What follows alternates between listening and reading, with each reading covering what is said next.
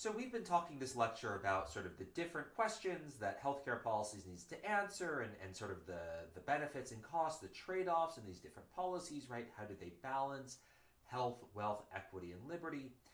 And now we're going to move on to what's going to be the focus of next week's lectures, which are how do we compare national health policies and how do different countries handle these problems in practice?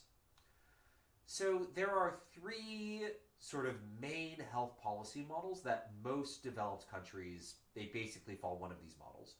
One is the Beveridge model, and that's nationalized healthcare, right? This is the UK model. This is everything is going to be run by the government. The second is the Bismarck model, which is going to have pretty heavy government intervention in the private market, but it's still going to have private markets. And then the last model is the American model, which is, we'll spend a few lectures on the American model, but it's kind of completely chaotic, but very profitable. But we'll get into the American model, and we'll spend more time on the American model than the other ones because, first of all, this is a public university in the good old US of A, and also because the American model is just so screwed up in so many fascinating ways. And so our last, so we'll spend a few lectures talking about healthcare in America and the American model. But we'll give a broad overview of each policy here, and the next week we'll dive into each of them in depth. So it's worth noting that each country is slightly different, right? Every country is going to have its own policies, but most fit into one of these three broad categories. So first up, we have the Beveridge model, named after Sir Beveridge, who came up with it in, I think it was during World War II, I believe. And this was sort of during World War II, there's a big spirit of shared sacrifice among the British populace. And right after World War II, right, so Beveridge, I believe he starts working on this model during World War II, and after this World War II, this model is passed, and it's very high on equity, right? So the idea is, we all just went through a war together, let's all pitch in, let's all give everybody good healthcare, right? So first pillar of the Beveridge model, single payer insurance, right? So this is the government is going to run insurance, everybody's going to get public insurance, and it's going to be free. Right, and this is going to sidestep adverse selection because you can't select into insurance if you get it automatically and for free. There's going to be public provision of healthcare, right? So this is going to avoid oligopoly pricing. There's going to be very little cost sharing or out of pocket expenses, right? So they're going to, on paper, have something very close to full insurance. Now, that means you need to control moral hazard with rationing, and that's where this model runs into trouble, is with the rationing. As well as, just the moral hazard. This is going to emphasize equity, right? Everybody's going to get insurance, and it's going to be good insurance, but it's going to sacrifice wealth, right? Because you're going to have really high taxes, right? Because you have high moral hazard, and you're also going to sacrifice wealth, where the more you ration to sort of claw some of that wealth back, the more you're going to sacrifice health, right? So you're going to have queues, you're going to have gatekeeping, right? And the nation's health is going to suffer a little bit as a result of this. Examples of places that operate on the Beveridge model, Anglo countries, right? So UK, Canada, Australia, New Zealand, notably not the US, and Nordic countries, Denmark, Sweden, and Norway. Next up, we have the Bismarck model, named after Otto von Bismarck, one of the most consequential statesmen in German history of the 1800s, and really the father of the modern German state in a lot of ways. Fun fact, he was chancellor of a country called Prussia, which you may have heard of before. Not Russia, Prussia with a P. And Prussia is sort of the, in many ways, the predecessor of modern Germany, but modern Germany sort of is a bunch of states that Prussia brings together into a coalition and that slowly morphs into modern Germany under Otto von Bismarck. But one of the things he created was the German healthcare system. And this is going to balance private and public, right? This is going to be a private market with really heavy-handed government intervention. So we're going to have a mandate to buy private insurance, right? This is going to ban or limit adverse selection. The robust have to have insurance. They may not have to have full insurance, though they could, right? I could mandate that everybody have full insurance, or I could mandate everybody have partial insurance. But the robust must buy insurance. I'm going to ban adverse selection, and I'm going to force a pooling equilibrium where the frail and the robust pool together, right? So that's how I'm going to address adverse selection. I'm going to ban it. We're going to have private hospitals and physician practices. So you're going to keep a lot of the benefits of competition. And how are we going to try to stop, right, hospital oligopoly pricing, things like that? Well, we're going to have price controls, right? We're going to ban oligopoly pricing effectively by saying all hospitals need to charge $10,000 or $15,000 for an appendectomy, right? This is going to balance equity and liberty, right? So you're going to have, right, some floor of healthcare everybody's going to get, and you're going to like maintain some liberty where people still have some control over the healthcare you get, right?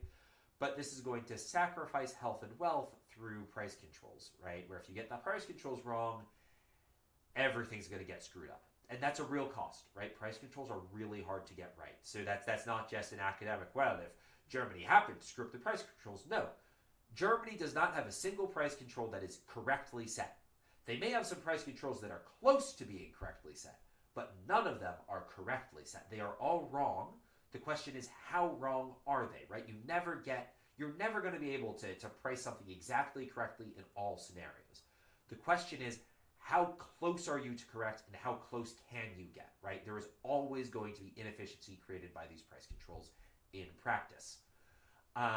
Examples of the Bismarck model: Germany, Japan, Switzerland, the Netherlands, right? So those are some countries that have the Bismarck model today.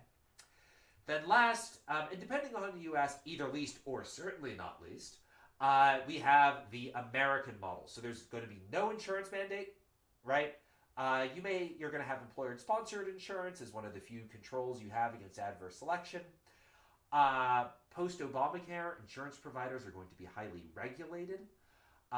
Obamacare, side note, may have actually made adverse selection worse by basically requiring that insurance companies cover pre-existing conditions, right? So another way to think about pre-existing conditions is they're one of the ways an insurance company can tell whether you're robust or frail.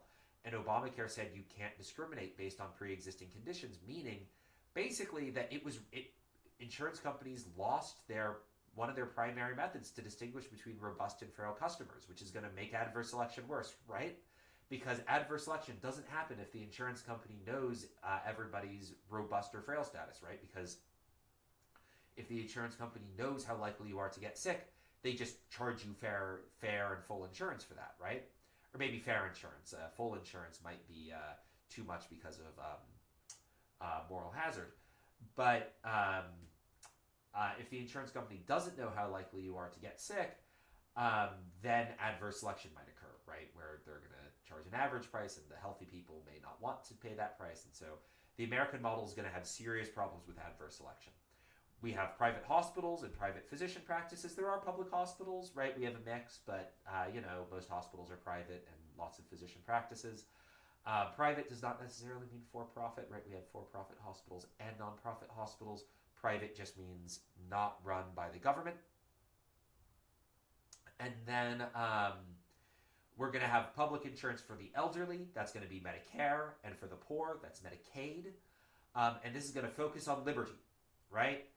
And it's also going to have potentially, you might think this is going to give really good health because, but it's chaos in practice, right? So this is an incoherent policy. I'm going to assign an interview with Amy Finkelstein next week, talking about her proposal. So Amy Finkelstein is probably the greatest health economist alive today, probably the greatest health economist of all time. And she has an idea on how she thinks we can fix the American model. But as it stands, it's totally incoherent, right? And the best example of how it's incoherent is implicit insurance, right? Where on paper, America has people who are uninsured. In practice, we give basic insurance to everybody, but we don't acknowledge we're doing it. And so hospitals end up footing the bill for people who we, in practice, insure, but we pretend we're not insuring, right? So we don't even get to feel good about ourselves, right? Because we feel bad because they're not insured. But in practice, they're insured. But the hospital ends up having to pay the bill. And so it's just completely incoherent, right? The American healthcare policy is chaotic. It's just a mess. But as we discussed in the lecture on pharmaceutical industry and economics of innovation, it's also it's a very profitable place to do business, and it is the American healthcare market is the engine that drives the entire world's innovation. So, right, say what you will about the American system, it's doing a lot of good, right? There's lots of ways to criticize it. I have lots of criticisms of the American system, but no other country on earth does what America does in terms of promoting innovation. Now, possibly as a result of, for a lot of reasons, right? American politics being dysfunctional. The U.S. is the only country in the world, at least among the developed countries, that still has anything resembling the American healthcare system, right? The American healthcare system is unique. It is uniquely big. It is uniquely messy. It is uniquely profitable. It is uniquely innovative, right? Really nobody else wants the same healthcare system, though. America is the only country that has it. Now, again, I want to emphasize, well, we'll get into this later on, but the American system may be messy, but every other country is copying our homework, right? So let's see how the American system actually stacks up compared to the other systems, right? So on the y-axis, we have life expectancy at age 65. So this is how many more years you are expected to live at 65. So like Japanese, at age 65, Japanese women are expected to live to 89, right, which is really old. That's a scientific term, by the way. While in the U.S., for instance, women at age 65 are probably going to live to age 80, 85, right? So this is going to give us an idea of how much bang for their buck and on the y-axis, the x-axis, we have healthcare spending per capita, and this is a log scale, right? So this is going to be, right, this is either e to the x or 10 to the x, I'm not sure. I could calculate that, but I don't think it's worth it. So what do you notice? Well, a lot, right? So this is the best fit line. This is the global health production frontier, right? Things that'll stand out. Japan, super healthy for the cost they pay for healthcare, right? I mean, they pay a fair bit, right? But they're really healthy for that amount, right? We have some countries like, France pays a lot but gets a lot. Switzerland pays a lot but gets a lot. Korea gets more than you'd expect but doesn't pay very much. We have Hungary doesn't pay very much and is not very healthy. Denmark pays a lot but is much less healthy than you'd expect, interestingly. Right, we have the UK is over here, right? So they pay a fair bit, but they seem to mostly be getting, right? Most countries, right, sort of seem to be getting what they pay for, right? So most countries are, around the health productivity frontier, right? Mexico actually pays very little, but still has reasonable health.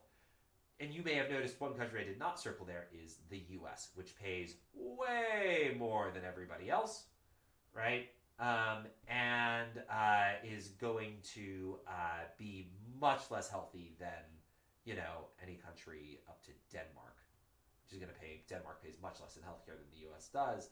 And the US is going to have much worse life expectancy for women at age 65. So you might say, boom, US healthcare system sucks. They pay more for worse outcomes. And that's true. We do pay more for worse outcomes. But these policies are difficult to compare just from this graph alone.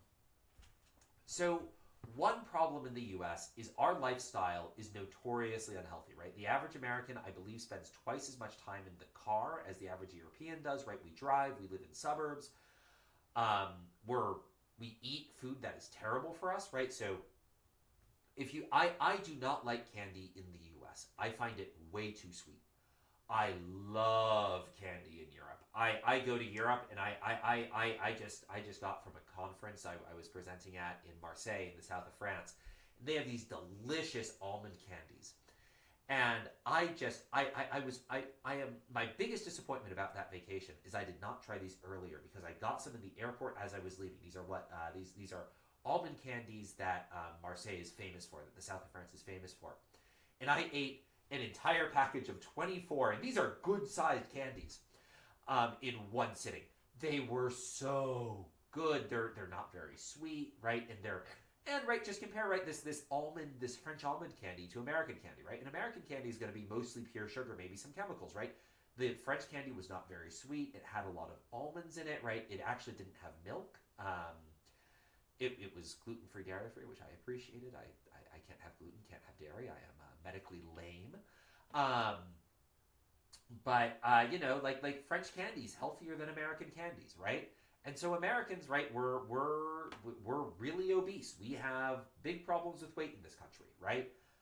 We don't exercise enough. Like, the American lifestyle is notoriously terrible for you, right? So it could be that different countries have different health production frontiers, right? So it could be, right, the one question we should be asking is, you know, is this the system we're looking at, where the U.S. system is just less efficient than the U.K. and Switzerland is? Or are the UK and Switzerland on different health production frontiers than the US, right? Is it just because of the lifestyle we live and because of the American lifestyle, the health production frontier for the US is just lower than it is in the UK and Switzerland, right? And for what it's worth, right, if you look at subsets of the American population are actually quite healthy, right? So this is something I heard Tyler Cowen say once. He's an economist over at George Mason, that when you look at people of Swiss descent in the US, they are healthier than people in Switzerland. And so it may be that, you know, that conditional on socioeconomic background and things like that, people in the US may be healthier than people in Europe. And it may also be, right, like, my guess is that the professional class in the US tends to be very healthy and can rival any European country in terms of how healthy they are. But you know, I mean, go to a Walmart, right? Right, go to a Denny's, right? You can tell, you know, Americans, we are not the healthiest people. Other things that make health policies difficult to compare, using just, you know, how much health are you getting per cost. Maybe different countries value health differently, right? Maybe or maybe they value different things, where maybe the U.S. really values liberty, right? And so they're willing to put up with worse health outcomes in exchange for greater choice, right? Maybe the reasons our health outcomes are worse and our costs are so high is because we value the choice, our ability to, like, have choices, and we value our right to have bad medical care, right? So my mother, when I was growing up, she took us to all sorts of quack job doctors that definitely did nothing, right? But it maybe we as Americans view it as our right to go to ineffective alternative medicine clinics and things like that. And so we like, you're not going to tell me what to do. I'm going to go to the chiropractor, and that's, like, even though there's no clinical evidence that chiropractic medicine works, I'm going to use that. Or I'm going to pay for homeopathy even though there's no evidence it works. And you're not going to stop me because I'm an American, right? Maybe that's why our health expenditures are so high, right? And then the other thing, right? What if other countries rely on the U.S. for health innovation, right? That's going to make the U.S. spend more on healthcare and underperform relative to other countries. Where if the U.S., if part of the cost the U.S. is spending on healthcare is on paying for new innovations, and nobody else is paying for new innovations, which there's a fair amount of evidence, I outlined last lecture that that's true, then you'd expect the U.S. to both pay more for health and have worse health than other countries, which, you know, that's what we see. So it's hard to judge policies by the previous graph, especially since everybody else is copying the US's homework when it comes to healthcare innovation. And just a last note, as always with cost effectiveness frontier, right? Let's say the health production frontier, right? This tells you the set of places that are potentially efficient to be. It does not tell you which point on the frontier you should be. Like, maybe, for instance, Switzerland is actually spending too much on healthcare compared to the UK. And if Switzerland was being efficient in other ways, they would spend less and they'd move down the